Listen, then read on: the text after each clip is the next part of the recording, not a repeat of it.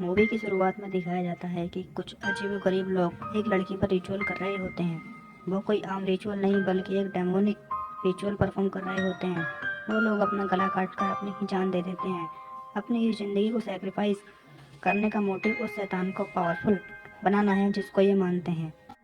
फिर हमें दोबारा वो लड़की दिखाई जाती है जिस पर रिचुअल परफॉर्म हो रहा था।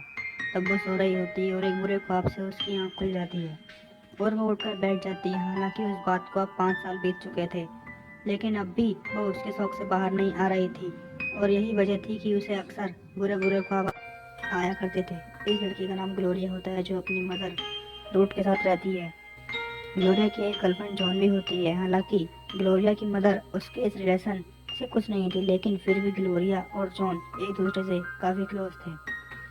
फिर हमें दिखाया जाता है कि ग्लोरिया जॉन के साथ एक थेरेपी सेशन अटेंड कर रही होती है। वहाँ पर जब एक औरत अपने ऊपर किए गए अपने हस्बैंड के जुल्म को बता रही होती है, तब जॉन उसे बताती है कि हर बात को गॉड पर नहीं छोड़ा सकता और तुम्हें अपने हस्बैंड पर वही जुल्म करना चाहिए और अपना बदला लेना चाहिए।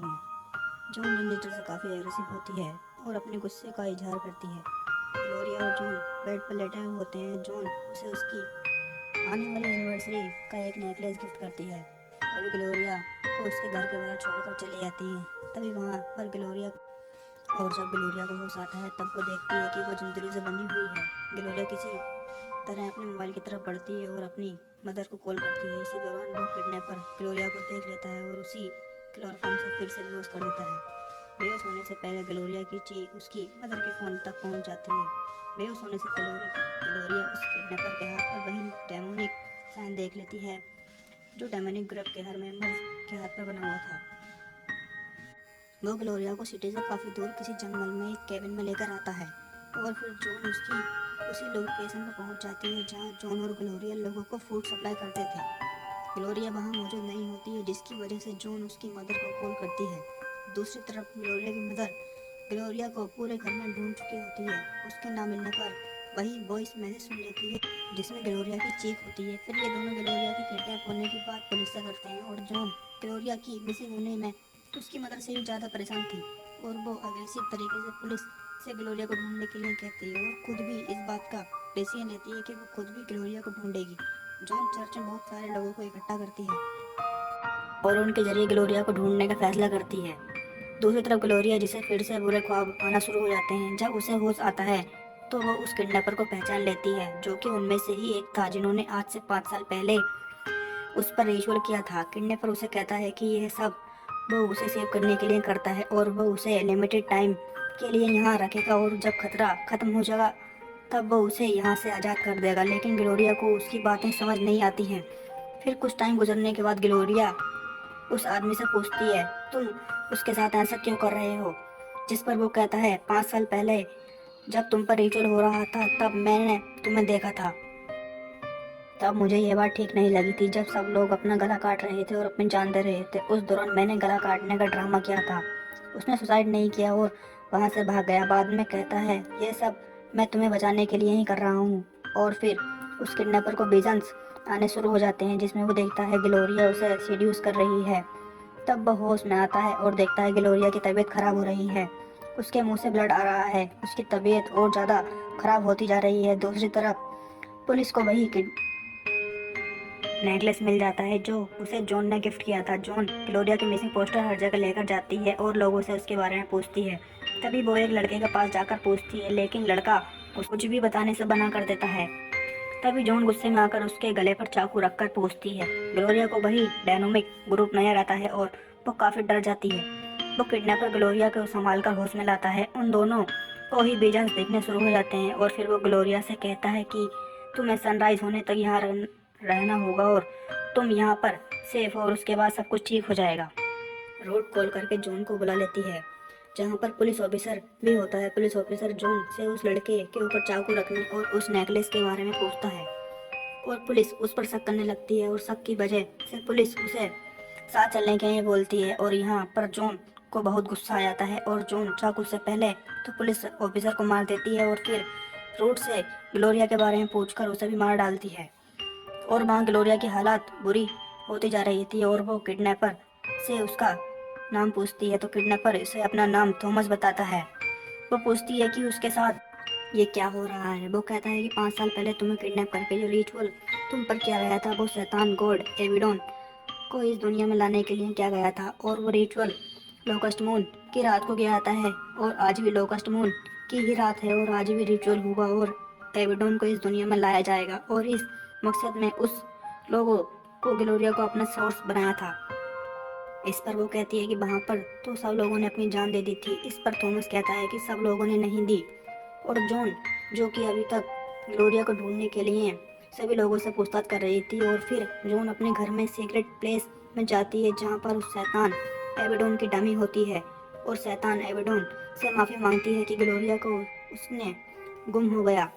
इस बात के लिए वो खुद को पनिश भी करती है, और यहाँ पर एक बड़ा राज खुलता है कि वो यह है कि जॉन भी उस शैतानी ग्रुप की मेंबर थी जो ग्लोरिया से प्यार नहीं करती थी, बल्कि वो लोकस्ट मून जो कि आज की ही रात थी, वो इस रिचुअल में शामिल होकर वो ग्लोरिया को सोर्स बनाकर उस शैतान को दुनिया में बुलाना चाहती थी। और यही वजह से ही वह इतने गुस्से से ग्लोरिया को ढूंढ रही थी। ग्लोरिया के बैक पैन में दर्द होता है, तब थॉमस देखता है कि ग्लोरिया की बैक में से 2 होल बन चुके थे। ये देखकर वो काफ़ी डर जाता है, और वो दूसरे रूम से चाकू लेने के लिए चला जाता है, जिससे कि वो ग्लोरिया को मार के इस कहानी को यहीं ख़त्म कर दे। लेकिन ग्लोरिया उसके पास उसे सेड्यूस करती है, और वो दोनों एंटीपेड हो जाते हैं, और वहीं ग्लोरिया एबिडोन में बदल जाती है। एबिडोन को देखकर थॉमस काफ़ी डर जाता है, और अचानक से वो देखता है कि वहाँ कोई नहीं है, जिसकी वजह यह है कि जब उस पर रिचुअल किया गया था तब से शैतान का असर उस पर है। और यही बात है कि ग्लोरिया के अंदर जो शैतान है वो ग्लोरिया को मारने नहीं दे रहा है, लेकिन ग्लोरिया को तो उन्होंने अपना सोर्स बनाया था, जिसकी वजह से एबिडोन इस दुनिया में आएगा। और ग्लोरिया उससे कहती है कि उसे डॉक्टर के पास ले जाया जाए, जिस पर थॉमस कहता है नहीं, ये सेफ नहीं होगा। उधर जॉन को पता चलता है कि एक आदमी ने ग्लोरिया के घर के बाहर एक वैन को देखा था, और उस वैन के ड्राइवर का चेहरा जला हुआ था। जिस रास्ते में गया था वह उस रास्ते को भी बता देता है, जिस पर जॉन समझ जाती है कि वो अपने फ्रेंड के साथ उसी तरफ चली जाती है। तभी हकीकत सामने आती है कि थॉमस जॉन का भाई होता है, और जिस केबिन में थॉमस उसे लाया था वह उनका फैमिली केबिन होता है। ग्लोरिया थॉमस से कहती है कि वो जॉन से मिलना चाहती है, तभी थॉमस उसे सब बातें बता देता है, और उसे यह भी बता देता है कि जॉन ने ही उसे उसका फेस जला दिया और उसका पैर भी तोड़वा दिया, और कहता है कि जॉन तुम्हें ही ढूंढ रही होगी, और वही चाहती है कि एबिडोन इस दुनिया में आए, और सनराइज होने से पहले निकलना किसी खतरे से खाली नहीं होगा। जब ग्लोरिया केबिन में अकेली होती है तो वह एबिडोन को देखती है, जिसे देखकर वो काफ़ी डर जाती है और घर के बाहर कूद जाती है, और थॉमस को बताती है, और थॉमस उसे वापस उसी केबिन में ले आता है। और थॉमस देखता है कि उसके बाल झड़ते जा रहे हैं, और जहाँ उसके बैग में 2 होल थे वहाँ से विंग्स बाहर आ रहे हैं। वो समझ जाता है कि उसके अंदर जो शैतान डाला गया था अब वो बाहर आ रहा है। यहाँ पर थॉमस ग्लोरिया को मारने का फैसला करता है, और इसकी इतनी बुरी हालत देखकर वो उसे गोली नहीं मार पाता। इतनी देर में ग्लोरिया के अंदर जो शैतान था वो बोलता है, जब मैं रिबॉर्न होऊंगा तो सबसे पहले मैं तुम्हारी ही सोल लूँगा। यह कहकर वो शैतान थॉमस पर हैवी हो जाता है, और उसे उसके जलने के विजन दिखाकर बहुत डराता है।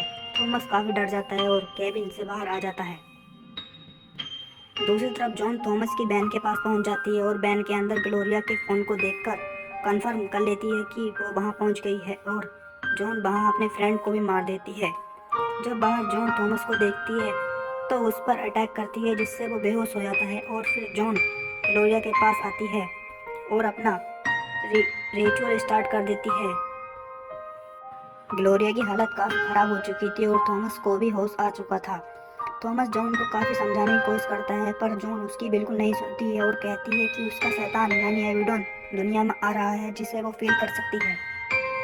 और वो अपने शैतानी वर्ड्स बोलना शुरू करती है, जिससे सारी शैतानी ग्रुप्स की सोल वहाँ आ जाती हैं। जैसे जैसे जॉन मंत्र पढ़ने लगती है वो शैतान स्क्रॉल होता जाता है और ग्लोरिया पर हैवी होता हो जाता है।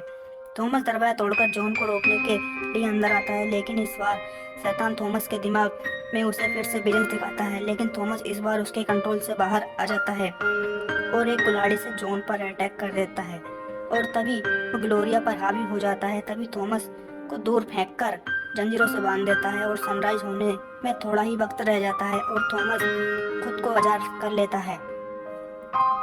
और इसी दौरान जॉन के उस मंत्रों की वजह से शैतानी सोल की वजह से शैतान वहाँ पर आ ही जाता है। थॉमस जॉन को रोकने के लिए उसे मार देता है और वहाँ पर सब सुकून हो जाता है। थॉमस ग्लोरिया को लेकर वहाँ से बाहर आता है जहाँ पर सनराइज हो रहा होता है।